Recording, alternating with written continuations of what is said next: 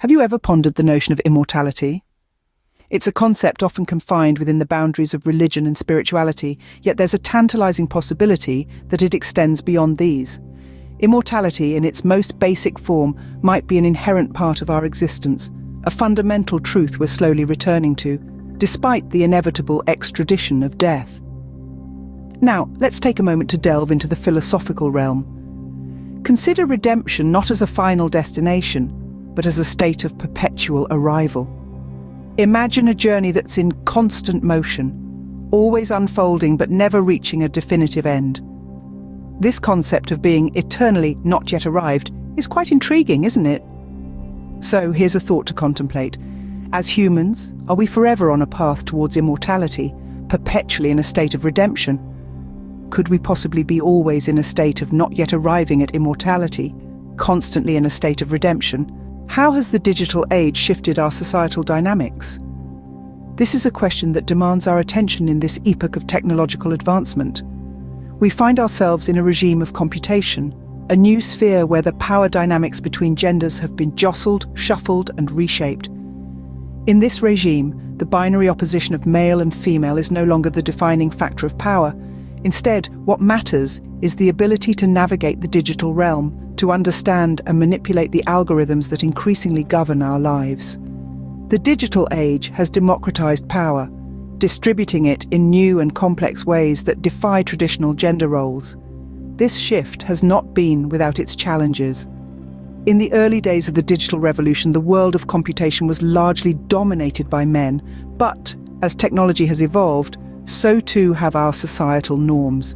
Women and those who identify outside the binary have carved out spaces for themselves within this regime, challenging the status quo and reshaping the digital landscape in their image.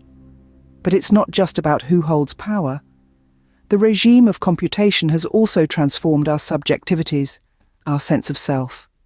We exist not just in physical space, but in digital space too. Our identities are no longer fixed but fluid, shaped and reshaped by the data we produce and consume. In this way, the digital age has redistributed subjectivities. We are no longer defined solely by our gender, but by our digital footprint, by our ability to engage with the algorithmic structures that underpin our society. However, this is not to say that gender has become irrelevant. Far from it. The power dynamics between genders persist, complicated and refracted through the lens of the digital. The regime of computation offers both opportunities for empowerment and new forms of discrimination and exclusion. Thus, it isn't the historical power difference between genders that has changed, but the distribution of subjectivities in relation to the digital age. We must continue to question, to challenge, to disrupt, as we navigate this brave new world of ones and zeros. Could dreams hold a key to truth? Let's dive into this fascinating question. Throughout history, across various cultures, dreams have been perceived as mystical portals to the divine, offering glimpses of the future or insights into hidden truths. This belief was prevalent in ancient societies where dreams were considered to be messages from gods or goddesses.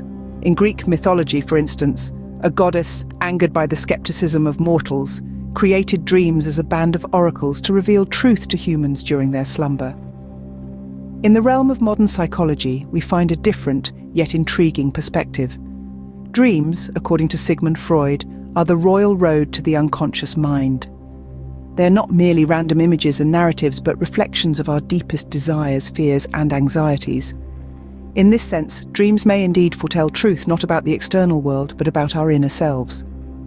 This brings us to the fascinating concept of lucid dreaming, where dreamers, while dreaming, are aware that they're in a dream. Some proponents of lucid dreaming argue that it allows us to tap into our subconscious, to interpret the symbolic language of dreams and thereby uncover truths about ourselves that we might otherwise overlook.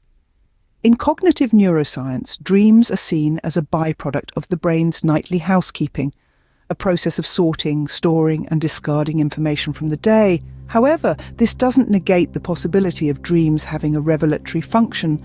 After all, the brain's interpretation of daily events, its choice of what to keep and what to discard, could provide insights into our thoughts, our values, and our beliefs. So, dreams, whether viewed through the lens of ancient law or modern science, seem to hold a certain power of revelation. They may not unfailingly predict the future or divine the will of the gods, but they do offer a unique pathway into the labyrinth of our subconscious, into the mysteries of our inner world. So could our dreams be a band of oracles foretelling truth? Perhaps, in a way, they could. We just need to learn how to listen. Opening. How does time shape our perception and interaction? Let's delve into the intriguing concept of time. In the context of literature, time plays a critical role in how we perceive and interact with the author's world. We commonly view time as linear, a straight path from the past, through the present, and into the future. This is genealogical and linear history. However, consider an alternative perspective. What if time is cyclical? In cyclical time, events are not one-off occurrences, but recurring episodes in an eternal loop. This concept brings a new level of depth to the interaction between author and reader. The author's words aren't merely a snapshot of a specific moment, but rather a ripple in the pond of time, ever resonating, ever influencing. This cyclical perspective allows us to revisit the author's thoughts, ideas, and emotions, fostering a dynamic, ongoing dialogue rather than a one-way monologue. Closing. As such, it is not genealogical and linear history, but cyclical time that characterizes our interactions. Where does representation truly take place? Let's delve into a philosophical perspective that may challenge conventional thinking. In a world where we often assume that representation occurs in the brain, a different idea emerges, suggesting that representation, de jure, happens at the object itself. This notion posits that the object is not merely a passive entity, but an active participant in the process of representation. It's an idea that compels us to reconsider our understanding of reality. If the object is where representation takes place, then our perception of the world is continually influenced by the active engagement of the objects around us. This perspective encourages us to explore reality beyond our minds, to see the world as a dynamic, interactive space where objects are not just perceived, but they also take part in creating our understanding of the world. So, could representation de jure be taking place at the object itself?